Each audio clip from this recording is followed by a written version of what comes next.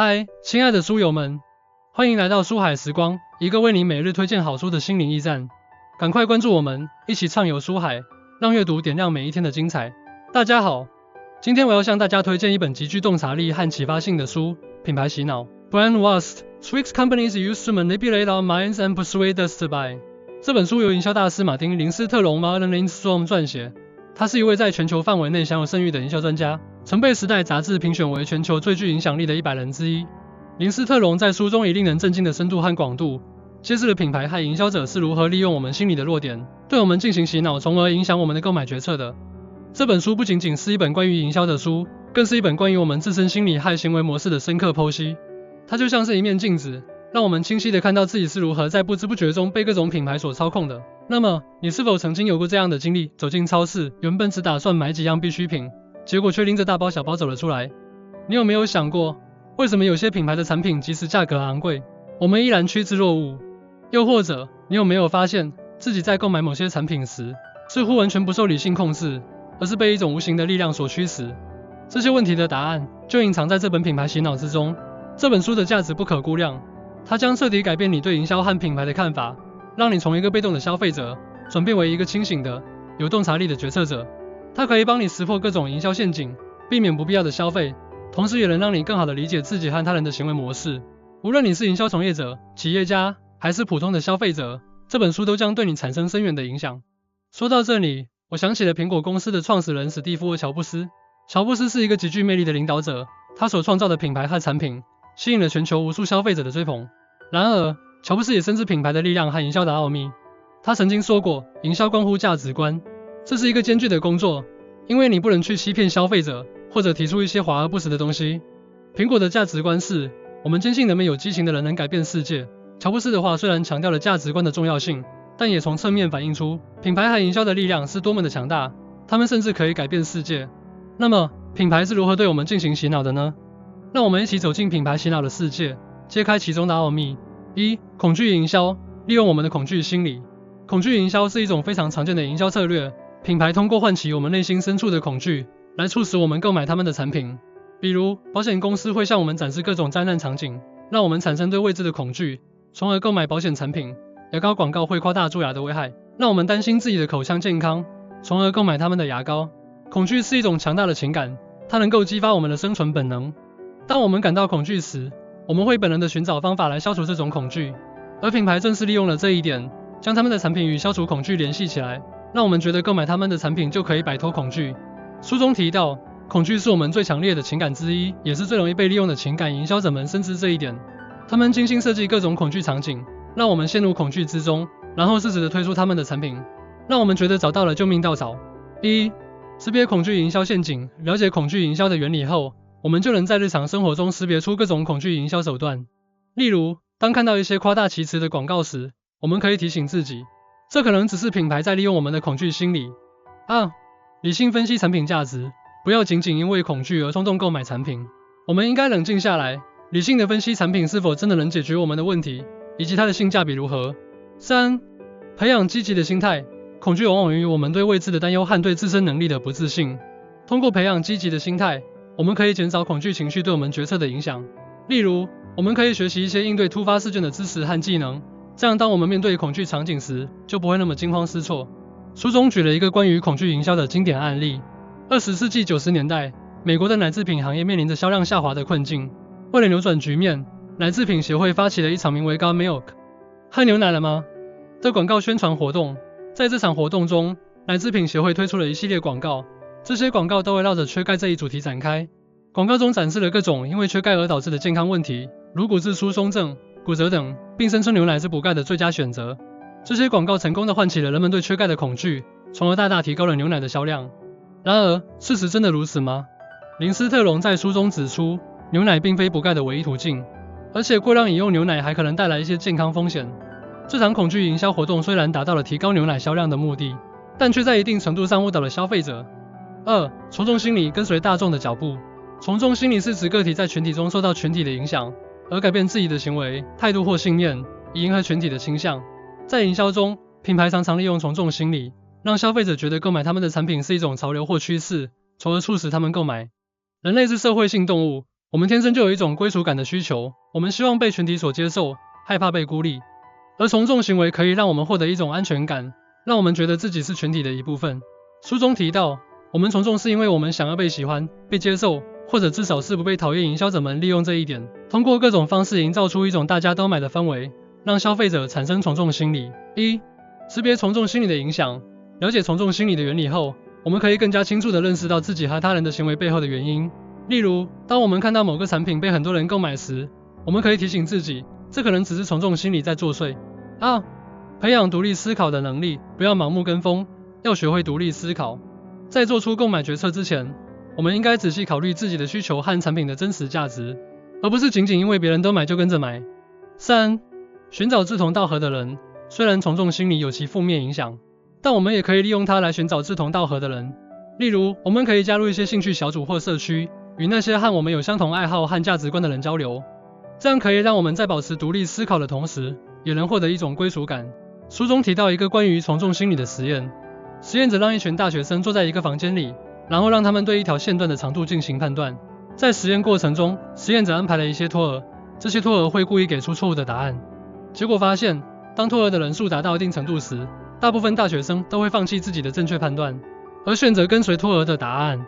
这个实验充分说明了从众心理的强大力量。在现实生活中，从众心理也随处可见。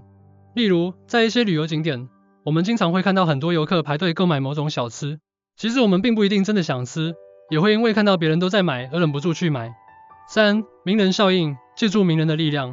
名人效应是指名人的出现所达成的引人注意、强化事物、扩大影响的效应。在营销中，品牌常常利用名人效应，通过邀请名人代言或与名人合作，来提升产品的知名度和美誉度，从而吸引消费者购买。人类天生就有一种崇拜心理，我们崇拜那些在某些领域取得杰出成就的人，并希望自己能够像他们一样。而名人作为公众人物，他们的行为和选择往往会对我们产生很大的影响。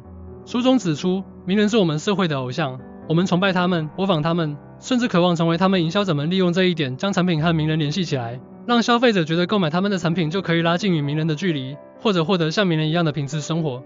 理性看待名人代言，不要盲目相信名人代言的产品，要学会理性分析。例如，我们可以了解名人是否真的使用该产品，以及产品的真实功效如何。关注产品本身的价值，不要仅仅因为名人代言就购买产品，要关注产品本身的价值。例如，我们可以查看产品的成分、功效、用户评价等信息，来判断产品是否真的适合自己。学习名人的优秀品质。虽然名人效应有其负面影响，但我们也可以从中学习到一些优秀的品质。例如，我们可以学习名人身上的勤奋、努力、坚持等品质，来激励自己不断进步。书中提到一个关于名人效应的案例。20世纪80年代，耐克公司邀请篮球巨星迈克尔·乔丹 （Michael Jordan） 为其代言，并推出了一系列以乔丹命名的运动鞋。这些运动鞋一经推出，就受到了全球消费者的热烈追捧。耐克公司成功地利用了乔丹的名人效应，将乔丹的形象与耐克品牌紧密地联系在一起，从而大大提升了品牌的知名度和美誉度。然而，林斯特龙在书中也指出，名人代言并非总是有效的。有时候，名人代言的产品可能会因为名人的负面新闻而受到影响。例如，当某个名人出现丑闻时，他们所代言的产品也会受到牵连。情感营销，触动我们的心灵。情感营销是指通过激发消费者的情感，来影响他们的购买决策。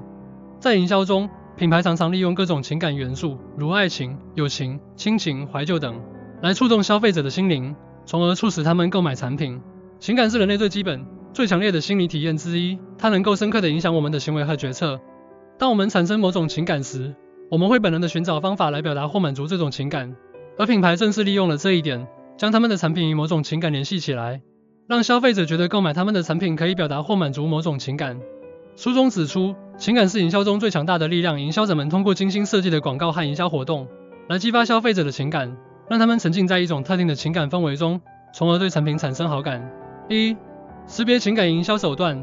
了解情感营销的原理后，我们可以更加敏锐地识别出各种情感营销手段。例如，当看到一些充满情感元素的广告时，我们可以提醒自己，这可能是品牌在利用我们的情感。关注自身情感需求。在购买产品时，我们应该关注自身真正的情感需求，而不是被广告所营造的情感氛围所左右。例如，我们可以问自己，我购买这个产品是为了表达某种情感，还是真的需要它？培养积极的情感。情感营销可以让我们意识到情感的重要性。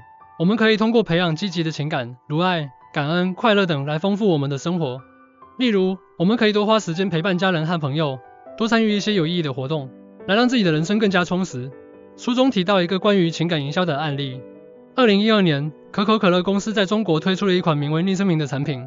这款产品的瓶身上印着各种有趣的昵称，如学霸、女神、帅哥等。这些昵称迎合了年轻人追求个性、渴望被认同的心理，引起了他们的强烈共鸣。结果，这款产品一经推出，就受到了广大消费者的热烈欢迎。可口可乐公司成功地利用了情感营销，将产品与年轻人的情感需求紧密地联系在一起，从而大大提升了产品的销量。5. 怀旧营销，唤醒我们的记忆。怀旧营销是指利用消费者对过去美好时光的怀念，来激发他们的购买欲望。在营销中，品牌常常通过重现过去的场景、元素或产品，来唤醒消费者的记忆，让他们产生怀旧情绪，从而促使他们购买产品。怀旧是一种普遍的情感体验，它能够给我们带来一种温暖、舒适的感觉。当我们怀念过去时，我们会回忆起那些美好的事物或人，并希望能够重温过去的时光。书中指出，怀旧是一种强大的情感，它能够让我们重新体验过去的快乐。营销者们利用这一点，将产品与过去的美好时光联系起来，让消费者觉得购买他们的产品可以重温过去的美好。1. 识别怀旧营销手段。了解怀旧营销的原理后，我们可以更加容易地识别出各种怀旧营销手段。例如，当看到一些充满怀旧元素的广告时，我们可以提醒自己，这可能是品牌在利用我们的怀旧情绪。2. 珍惜当下。怀旧虽然可以给我们带来美好的回忆，但我们也要学会珍惜当下。我们可以通过创造新的美好回忆来丰富我们的生活。例如，我们可以尝试一些新的事物，去一些新的地方，来让自己的人生更加精彩。3. 传承优秀文化。怀旧营销可以让我们意识到传统文化的重要性。我们可以通过传承优秀文化，来让更多的人了解和欣赏我们的文化。例如，我们可以学习一些传统的手工艺，参加一些传统文化活动，来让自己的人生更加有意义。书中提到一个关于怀旧营销的案例。2015年，百事可乐公司推出了一款名为时光博物馆的限量版产品。这款产品的包装上印着一些经典的怀旧元素，如老式收音机、老式电视机等。这些元素唤起了消费者对过去美好时光的怀念，让他们产生了一种怀旧情绪。结果，这款产品一经推出，就受到了广大消费者的欢迎。百事可乐公司成功地利用了怀旧营销，将产品与消费者的记忆紧密地联系在一起，从而大大提升了产品的销量。总而言之，品牌洗脑是一本充满智慧和洞察力的书。它以深入浅出的方式，揭示了品牌和营销者是如何利用我们的心理弱点，对我们进行洗脑的。它让我们看到了一个真实而残酷的世界，也为我们提供了应对品牌洗脑的方法。这本书的价值不仅仅在于让我们了解营销的奥秘，更在于它可以让我们重新审视自己的消费行为。它可以促使我们更加理性地对待品牌和营销，更加注重产品的质量和自身的需求，而不是被各种营销手段所左右。朋友们，让我们行动起来，阅读品牌洗脑，学习其中的智慧，并将其运用到我们的日常生活中，让我们成为更加清醒、更加理智的消费者。让我们掌控自己的消费决策，而不是被品牌所操控。